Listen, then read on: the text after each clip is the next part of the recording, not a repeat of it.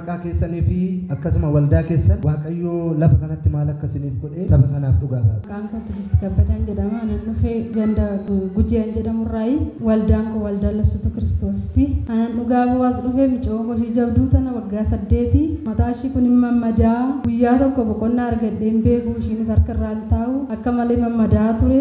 Asti raajiin ji'a 11ffaa ji'a 11ffaa keessaas dhufanii naa kadhatanii amma asii kadhatanii fi barii saamusiidha galee manatti bakka abbaan isa kana naan jedhe lammata bakka ijoollee koo walii gadi fuutee toon deemini waldaan keessa itti guyyaa tokko fayyaniin beekanii bakka alaarkeen jedhama Addis Ababaan keessaa lammata walii gadi noofin bakka ayida guyyaa musi abbaa manaa keessan tokko jedha waldaan geessinii islaan fayyanii jedha anumaan geessita waldaa'ii anis immoo amantaa kanatti haaraadha amantaa kanatti numa geessita jijjiiramni tokko hin jiru lammata charchii dettee walii gadi noofin ijoollee koo alaartii Addis Ababaan geessanan jedhe yaa waaqa jiraata yaa waaqa nama hin qaanessine kalee kadhatamee fi galee roobi jechuudha guyyaa saamusii dabariisaayi waaqa nama hin qaanessine waa hunda dandeessa kanarraan yaaduu dadhabee tanan akkasumaan jenna waaqa nama hin qaanessine fayyitiin coonkoon jedheeni meeyoo maal fayyadare maal agarre minaamina naan jedhe bakka hin jedhe to'an boo'eesim jedhe guyyaa sadaffaadhaan booda irrumaa deemaa dhufe kinoo amma mataashii noormaalii waan tokko irra hin jiru Waaqayyo naa galateeffadhe. Sabni kana dhagaa warqa isaa walitti tume hinilleedhaan gooftaa galateeffatu.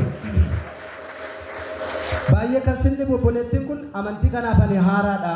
Gujjee irraan dhufa. Waggaa meeqaa dhukkube? Waggaa 8. Uma madaala? Uma madaasin jedhe.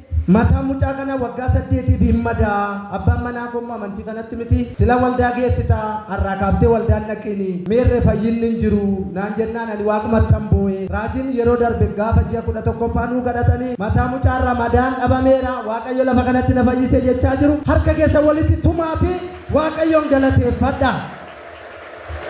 Erga kana argani maal jedharre? Bakka guyyaa sadaffaadhaan booda simmereetuma waaqni kun yoo fayyise hin agarra kaa dhuguma waldaa sanatti hin deebi'u anis hin jedheeni barii isaa jechuudha musiidhaan waliin an morme ishiin tunis immoo ishiin xiqqoo tunis waggaa 3 ishiinis wal fakkiidhuma akkas ture asitti ishiidhanis naa kadhatame ishiinis noormaalidha ijoolleen koo lamaanuu naa noormaalidha kunoo ana waggaa 8 waggaa 3 rakkadhe waaqa galannaa gaa waaqayyo naa galateeffa. Waaqayyo isa sin qaanessine kana maal jechuun ni barbaada?